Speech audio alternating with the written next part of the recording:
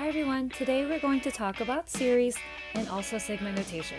Get ready to unlock the power of math together. Let's dive right in. A series is the sum of all the terms of a sequence.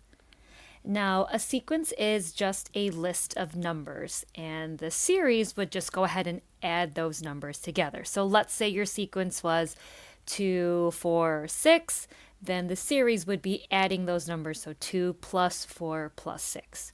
Now, the nth partial sum is the sum of the first n number of terms and is written as S sub n.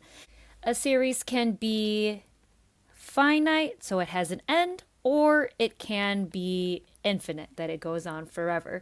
Now, the series is written in sigma notation, which is denoted with this letter.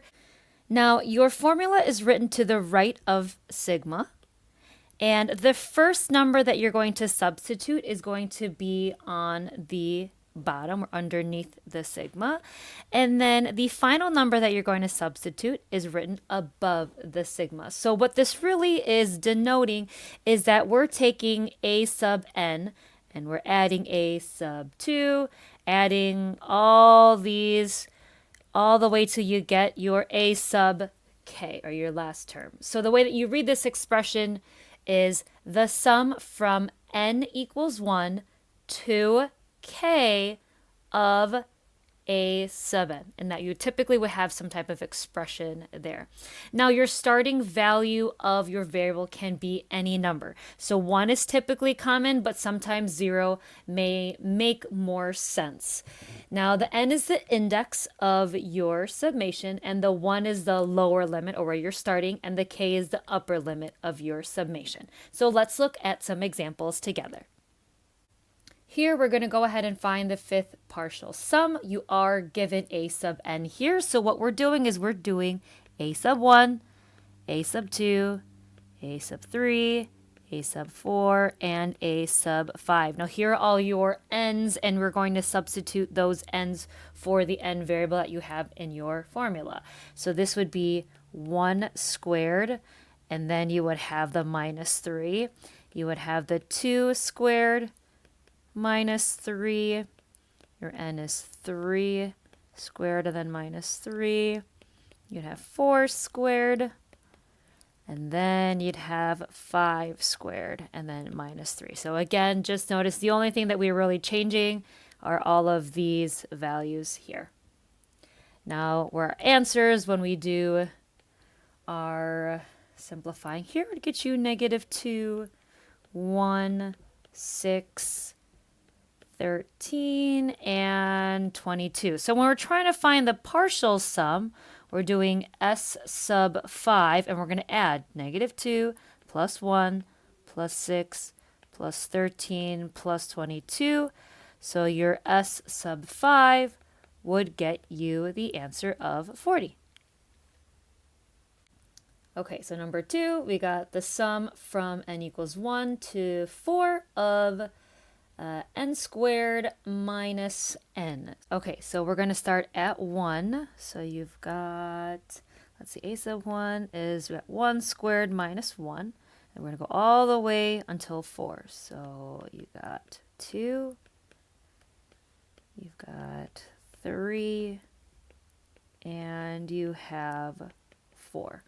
All right, so now we're going to go ahead and simplify all of these. That gets me 0, 2, 6, and 12. So we are going to find S sub 4 because you got 4 all the way to 4. So that's 0, 2, 6, and 12. Adding those together, which is going to get you 20. Okay, here we're going to go ahead and write the actual series in sigma notation form. So we give you the series here, and now we're going to be able to figure out how we can write this. So let's take one example. So we will be writing our sigma here. We want to see kind of what our pattern is. What's our formula that we can do? So you have 1 all the way in the numerator, so that's something to notice. And then you have 2, 4, 8. So what we have is, let's say we start with our 0 and then 1, 2, 3. So how can I get, and how can I use, right, when n is going to start somewhere, how can I get some type of formula? Well, I know 1 is always going to be in the numerator, so it's kind of my fixed part in my formula here. Now, I do notice that I do have perfect squares here at 4, but then with 2 and 8, I notice that I don't necessarily have perfect squares, so I'm thinking, oh, I might have to be able to maybe use some powers, right? Because we are increasing. So if I take 2 with my base and I raise it to these n values, that's 2 to the first, that gets me 2. 2 to the squared gets me 4. 2 to the third gets me 8. That works. And then I also know that 2 to the 0 power is 1, right? So 1 over 1 got me the original 1 that I had here. So that one would work. And I'm going all the way to, I have a finite series and I do have an end number, not infinity where it doesn't go on forever. So 2 to some power has to get me 128. That would be my 7th term. So I'm going to put 7 and then we're going to start at 0. So let's say we can also write our yellow here, still with n starting at 0 to 7. Now this 1/2 that I have, I could technically put this n on the outside and that would still work, right? Anything 1 to any power will always get me 1, and then the denominator would match up to what I had here. Now, you can start n at 0. You can also start at 1, and that really is based on what formula will kind of match your pattern the easiest. So let's say I want to start my series at 1. That means I would go to 8. So with my formula, I can see I'm still going to have 1 in the numerator. Now, 2 to the n, now is not going to start at 0 now, right? I have to pretty much subtract 1 because I increased my starting point or my starting value to 1. N and then subtract 1 to it, so that would work. I could also still start at 1 going all the way to 8, but then I can do sort of like I did in the blue. I could take my 1/2 and I could put that n minus 1 in the exponent. So again, you can choose your formula, start at 1 or 0, whatever would make that pattern easier to match. Here in this series, what you will notice is this is slightly different because notice you don't have an ending term. So we are going to go on to infinity. This is actually an infinite series. So let's go ahead and see kind of what we have here. We do notice that our numerators go 1, 2, 3, 4. So 1, that's kind of our n value. N is 1, n is 2, n is 3, n is 4. So my n is in my numerator, right?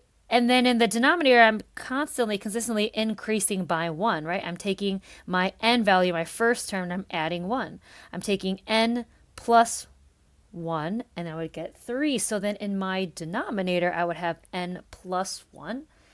I'm starting with my first term, right? So it indicated that was my n.